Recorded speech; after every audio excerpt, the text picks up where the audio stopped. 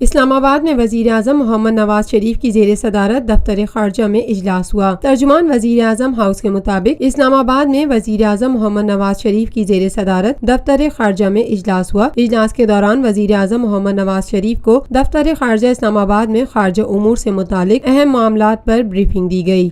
مشیر خارجہ سرتاج عزیز نے وزیر اعظم نواز شریف کو بریفنگ دی۔ وزیر خزانہ اسحاق ڈار اور دفتر خارجہ کے سینئر حکام بھی بریفنگ میں موجود تھے۔ Lotus Lake Towers, a groundbreaking endeavor by Lotus Properties.